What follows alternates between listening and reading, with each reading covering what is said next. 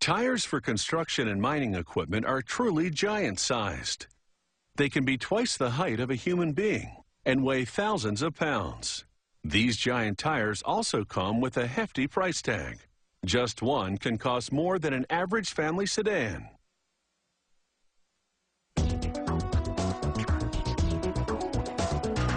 Giant tires are made to carry heavy loads in conditions that are seriously off-road, like mining and construction sites. To make giant tires, they feed rubber into a powerful mixer.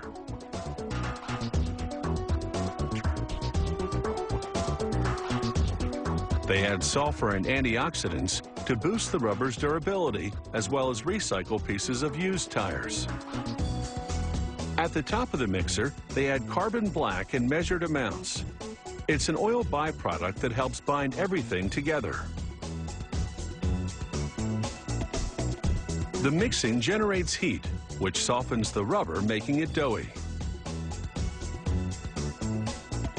The rubber dough then falls between rollers that squeeze it into a sheet.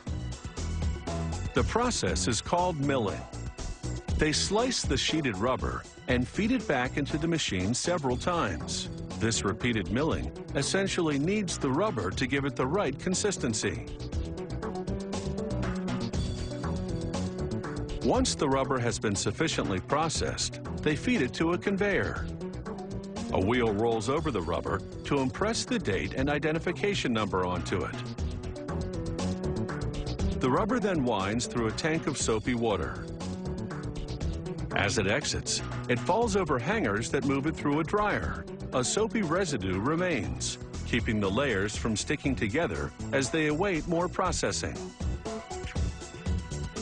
They write the ID number on a sample of the rubber and tag the production run with the same number. This signifies that testing is underway.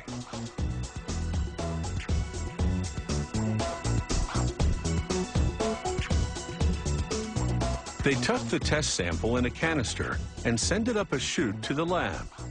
Once it's confirmed the rubber has the right characteristics, it's ready to be made into the various components of a giant tire.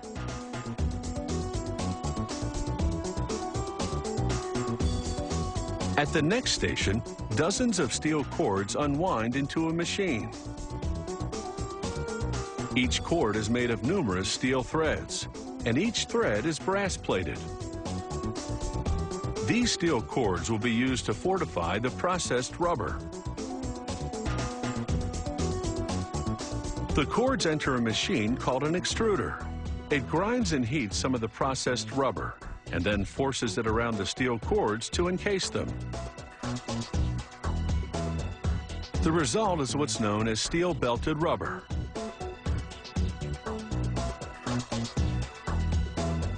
They cut several of the steel-belted strips on an angle and fuse them together. This exposes steel cord around the edges, so hot rollers seal them with rubber.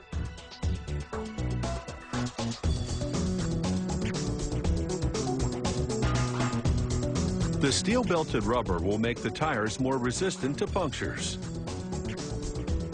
But they make the tire's basic structure from rubber-coated nylon cord.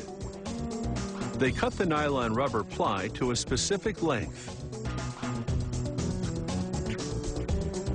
Workers then piece several of these sheets together to form a loop. The pieces adhere because uncured rubber is naturally tacky. And a machine rolls the loop to the correct size. They layer more of the nylon rubber ply in a crisscross fashion to add strength.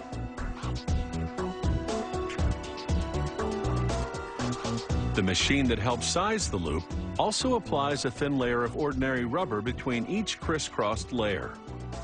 This thickens the rubber loop. The finished loop is called the band. It's the skeleton of the giant tire.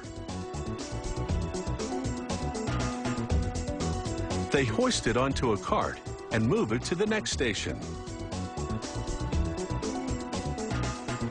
Stay tuned as they shape and inflate this band of rubber to turn it into a giant tire.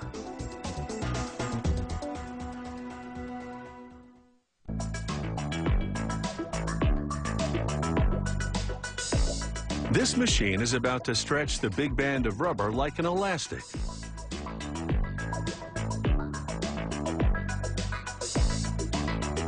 The machine pivots, and its many rollers expand and turn to transfer the band to a spinning drum. The machine pumps air around the protruding rollers to make the transfer easier, while the drum turns at a constant speed to aid the process.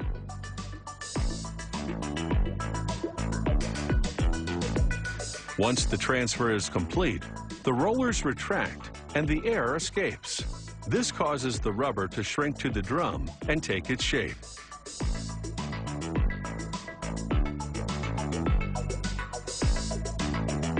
They fold the overlap into the center of the drum.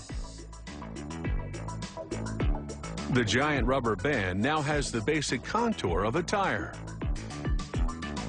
Next, another machine coats numerous steel wires with rubber, creating strips of rubberized steel. This will be used to make the bead, the part of the tire that sits on the wheel rim.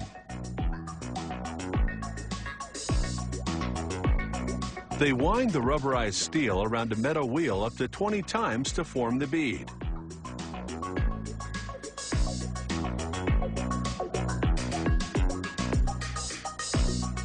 They remove the bead and inspect it. Then they pack a thick layer of rubber onto it, so it will be easier to shape to the tire.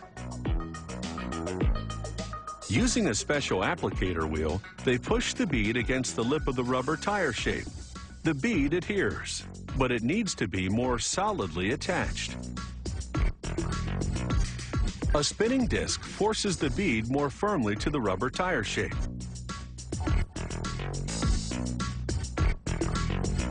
Then, the tire assembler folds back the extra rubber from the tire and wraps it around the bead using sheer physical strength.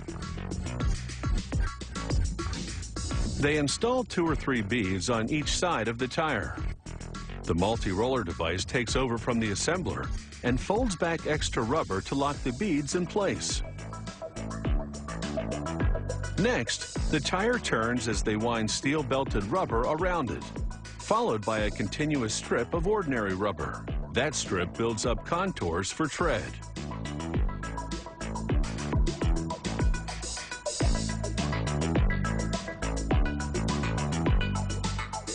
The assembler then wraps a thick piece of ordinary rubber around the outer edge. This is the tire's sidewall.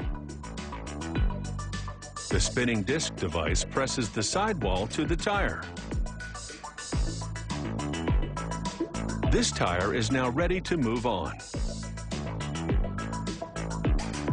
Here, a huge rubber bladder inflates and deflates as they spray it with a non-stick coating.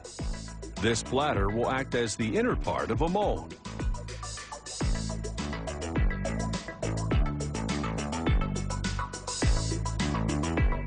They lift the tire onto the deflated bladder. They then pump steam into it, expanding the tire.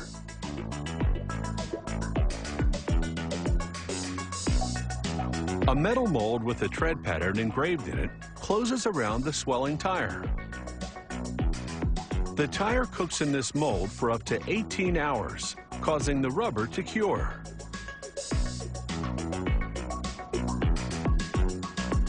The giant tire pops out of the mold with tread.